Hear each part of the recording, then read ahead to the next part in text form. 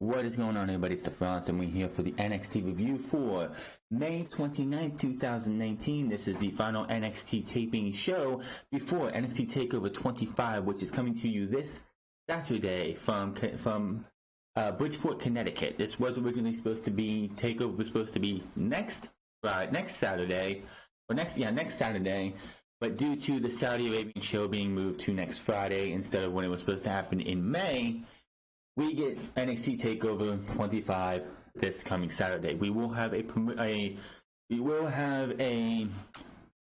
and we'll have a prediction show, a video going up on Friday. I got to work on getting the overlay done so it looks better than I think I've had before. But this show was your typical go-home show for an NXT Takeover. It's usually you don't see the talent going to be on the show in anything particularly special. No matches, unless like when we had War Games last year, where one member of the War Raiders took on a member of the Undisputed Era for the winner gets advantage in the War Games match. Nothing like that. So mostly, other than Shayna Baszler backstage and Io Shirai getting interviewed, you just usually see video packages for said matches coming on the NXT Takeover 25.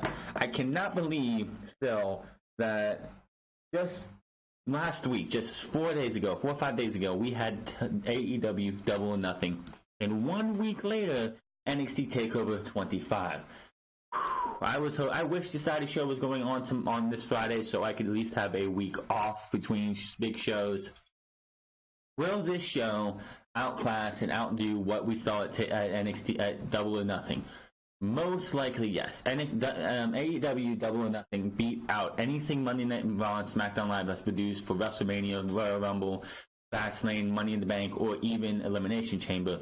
But Takeover Toronto and Takeover New York and Takeover Phoenix beat Double or Nothing by a mile. It was their first show. I feel when we get to fight for the following, it will be much better. But that is neither here nor there. We are going to have ourselves one hell of a takeover coming this Saturday. I cannot wait.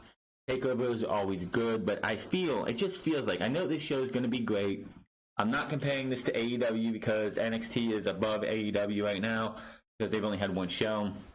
I just feel like what we saw at Takeover New York is going to be hard for Triple H and his team to top. I'm not saying they can't do it because I could see them totally doing it. But it just feels like it's going to be pulled back just a little bit.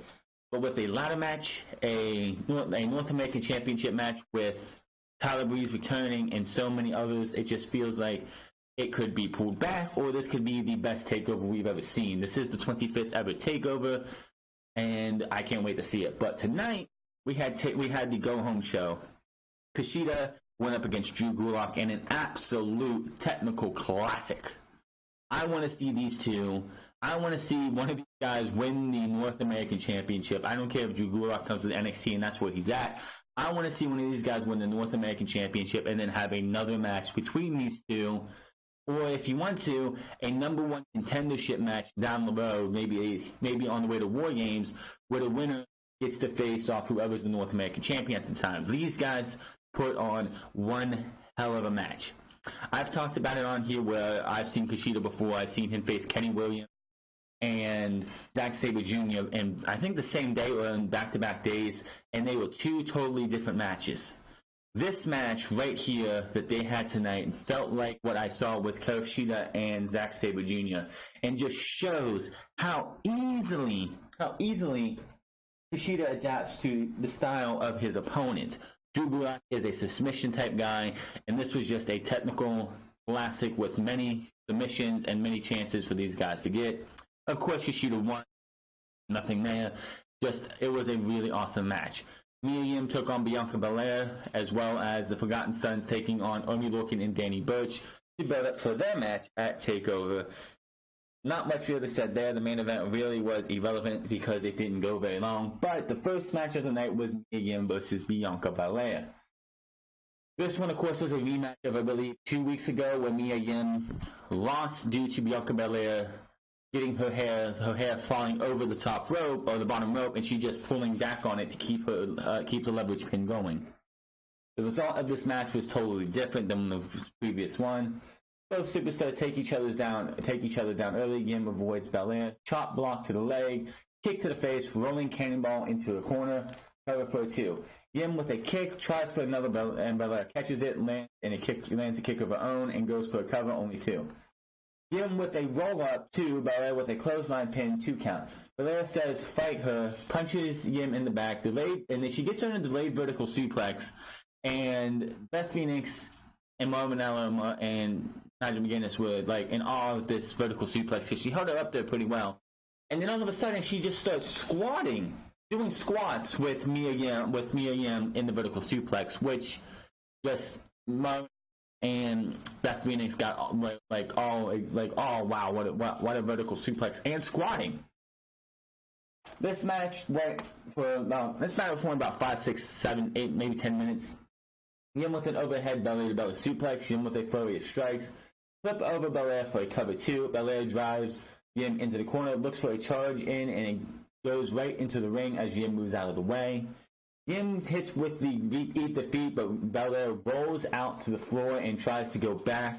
She tries to go to the back. She doesn't try to get back in the ring. She's on the floor after this brutal match, this hard-fought match that these two have had. She's like, you know what? I'm done with this shit. I don't need this. Starts heading to the back. But Yim runs out and grabs her. They start fighting on the ramp all the way down to the ring. And Mia Yim tries to get Belair back into the ring, but stops it, hits her in the gut, picks her up, and hits her with look like the old glam slam that, Beth Phoenix used to do, only she hit her on the apron, dropping her to the mat. Referee is in the middle of the 10 count. She was at 4. Yim gets in back at 9. Looks for it, and then Belair gets Yim up, looks for a power bomb. Belair looks for a power bomb. Yim fights out of it. Yim, on her way down, snatches Belair's hair and helps her and assists her with the protect your neck. What is that called? It's protect your neck for the 1, 2, 3. And Mia Yim is the first person in NXT to pin Bianca Belair. Yes, this is her 3rd loss, per se, but it's her first loss by pinfall, as her only 2 other losses were to Shayna Baszler via the Karafuda clutch. So that's a big deal for Mia Yim. Not a big fan of 50-50 booking in WWE or in NXT, but I see this going to a rubber match where these two will face off again. Probably on the aftermath show to NXT Takeover 25. It wouldn't surprise me there. And I'm pretty sure Bianca Belair will get that win as well. We see the North American champion Velveteen Dream doing a selfie stick promo that says, Tyler Breeze, I remember you.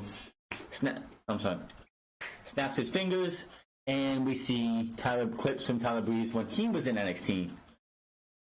Says, you used to be beloved. You used to be in the spotlight all the time, but when you got called up to the main roster, Dream saw fear in your eyes, and it was the last time you got a standing ovation, because what they do is they have their meeting room in the Performance Center and Full Sail, wherever they do it, and they have the entire talent there, just like they did when Tommaso Ciampa came in to talk about everything after he had his neck surgery.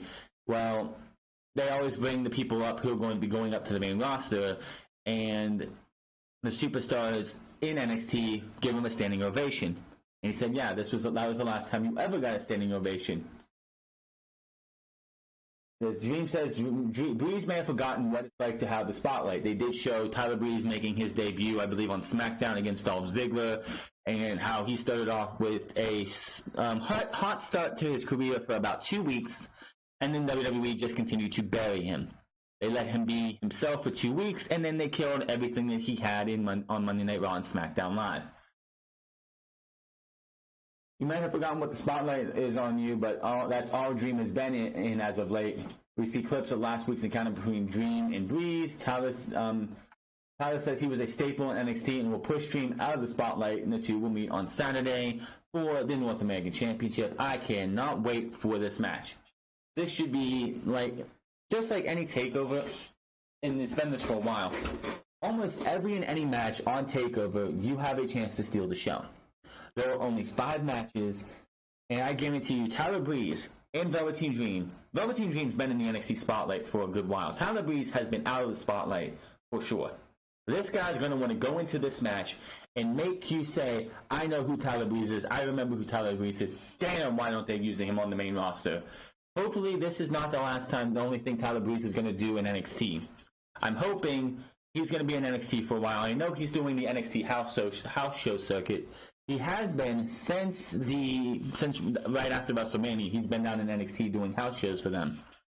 So hopefully he's down in NXT again. And honestly, to him, I don't even think it matters about money. I'm sure he's happy being in NXT, getting to do what he loves to do, and that is to wrestle.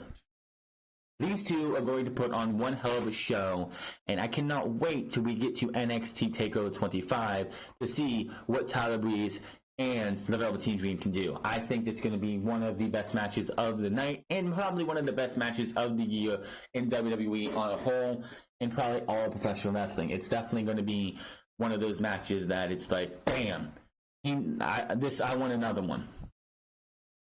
Last week, Io Shirai with a kendo stick came out and saved Candice LeRae, who was getting her ass beat by the Horsewomen, which they have been dubbed the Horsewomen, Shayna Baszler, Jessamine Duke, and Marina Shafir. So as long as Shayna Baszler's down here, these three women are best respectfully known as the Horsewomen. They are the four Horsewomen of MMA, and they're now calling them the Horsewomen. So earlier today, they were at a photo shoot. Shayna Baszler and the Horsewomen were getting photo shoots. They were done with their photo shoot. They came off the picture area, and Baszler was asked about last week's attack, and if she's concerned, Io Shirai will do the same thing to her at NXT Takeover 25. Baszler says at Takeover, Shirai isn't allowed to have weapons, and she's all out of friends. But I still got mine, and they're going to be by my side. Now get out of the way as they wanted to leave. Kushida versus Drew Gulak. This is a damn good match, and this shows you that you don't have to do flips, dives to get over. The crowd, this match was submissions after submissions. The crowd was clapping. This was over with the crowd. This wasn't one of the, this match sucks, this is boring. The crowd watched two guys who could give you a technical masterpiece. Don't have to do flips, don't have to do dives to the outside. This match right here, if you want to get over in just basic mat wrestling, watch Drew Gulak versus Kushida. This was a match that I hope the fucking hell we see again in the near future. Maybe at Takeover Takeover Toronto. I want to see Kushida versus Drew Gulak again on a bigger stage, and that would be Takeover Toronto. Mat wrestling gets things started, both able to escape out of each other's holds. Test of strength, Gulak bends Kushida back in the bridge. Kushida uses his neck core strength to get back up. Gulak transitions into a single leg Boston Crab. Kushida is able to work his way out and apply a side headlock, both looking for abdominal stretches. Kushida is able to lock in the octopus stretch for a moment. Gulak drops down into a leg roll trailer hitch to work over Kushida's lower leg. Gulak with a body slam, hip toss blocked by both opponents until they keep going back and forth the hip tosses, and it leads to Kushida getting thrown to the outside onto the apron. He grabs Gulak's arm and just wrenches it over the top rope. Looks for a penalty kick, but no. Gulak with a gut bust instead. Kushida recovers from an arm, looks for an arm breaker. Gulak switches it and is able to get an ankle lock on. These guys switched this up a couple times. It was ankle lock into another submission by Kushida, back to the ankle lock, back to another, and it was like 2 or 3 times. Kushida's trying to lock in a Gable grip, both begin yelling at each other. Kushida with a flatliner out of nowhere, and then tangles up Gulak with his legs, gets the pin for the 1, 2, 3, and Kushida wins this match. And honestly, I cannot do everything that I just said does not do this match justice. If you're going to watch any match from the WWE this week, Drew Gulak versus Kushida is the match to watch. This was a damn good classic match. This was something I want to see more on NXT and WWE. This showed you that you don't have to be somebody who does a bunch of flips. You don't have to be a daredevil. If you just want to do great mat wrestling and realize and think, oh, is mat wrestling can I get over just being a mat wrestler? Yes, this match was great. Post-match, Kushida's celebrating, and Gulak is arguing with the ref about something. couldn't be heard. But they start yelling at each other back and forth. Kushida, Gulak. The only thing we could you could heard is that Gulak called Kushida a coward and went off out of the ring afterwards. I don't think these two are done. Period. I believe we'll see these guys again in the near future, and quite honestly, I hope we do. This was fucking awesome. Backstage, Kathy Kelly talks to Io Shirai about her match against Baszler. Shirai says she's not afraid of Baszler or her friends, so she can bring them, and it won't matter one bit. Candice LeRae comes out and says she thanks Shirai for last week, and she pretty much said, "I didn't get a chance to thank you last week for having my back. Thank you so much, and I just want to let you know that at Takeover 25, I have your back."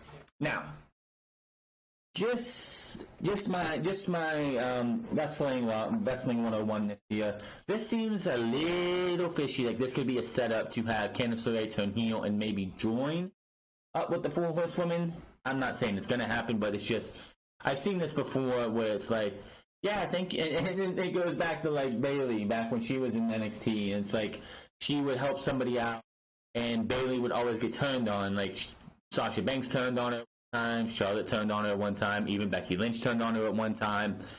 It's like, it's just one of those things. It's like I could just see maybe they have Candice turn heel.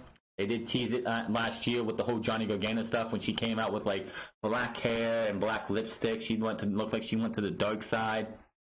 So you're gonna have to just pay close attention to that. But it could just be that she's out there to fend off the other two horsewomen, and that could be it. Hype video for Johnny Gargano versus Adam Cole. I don't need to see a hype video for this match. Honestly, I just can't wait for this match. This is going to be great. I believe they will do better than what they did in NXT TakeOver New York. People are going to probably say, how can they do much better? Trust me, they can. There's a lot more you can do, and you can make it like a two out of three falls match is hard to do right and get everything down right to where it's like all three falls look like they matter. In my opinion, Fall 1 and 2 really didn't seem like it mattered as much. I think Fall 1 and 2 just didn't feel like they had that much impact as you think they should have. Fall 3, of course, was the best they could do for that show.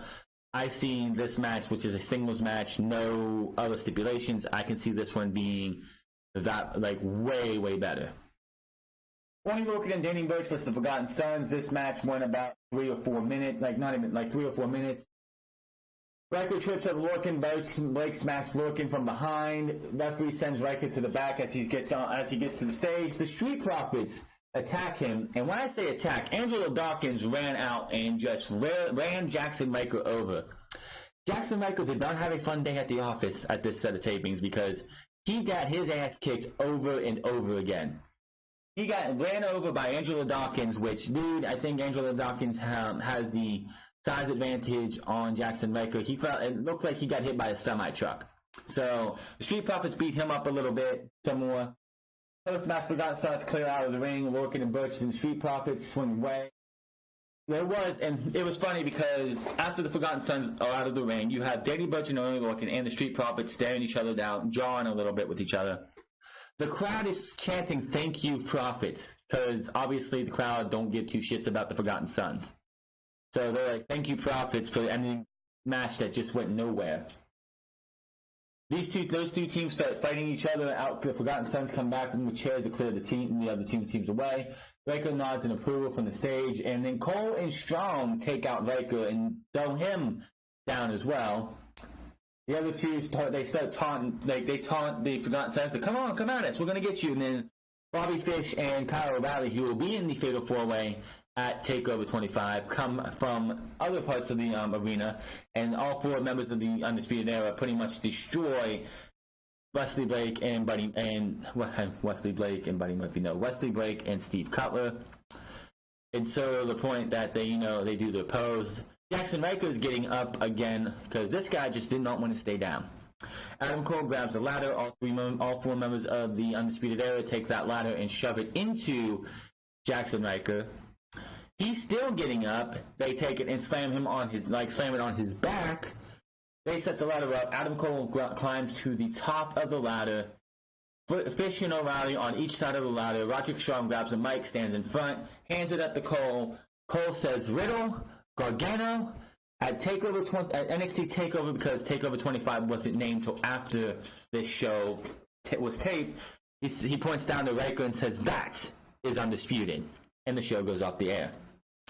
Fun show. Drew Gulak versus Kushida. Like I said, you need to watch that match. That was absolutely one of the best matches I've seen all year. And again, reminds me of the match between Kushida and Zack Sabre Jr. from the World Cup of Wrestling 2 years ago. So definitely go check that match out if you haven't seen it yet. But that is going to be all for today. Hit that subscribe button, comment down below, like or dislike this video. Find me on Twitter and Facebook. Why is Facebook in my mouth every time? I don't know. Twitter and Twitch at the France Club. I got to change this, I know. And I will see you guys Friday for the NXT Takeover 25 predictions. Saturday morning for Unscripted, where we have a lot of AEW Double or Nothing news and much, much more. And then, of course, we're going to have Takeover 25 with results and review after the show goes off the air. Until then, my name is France, and I will see you guys later.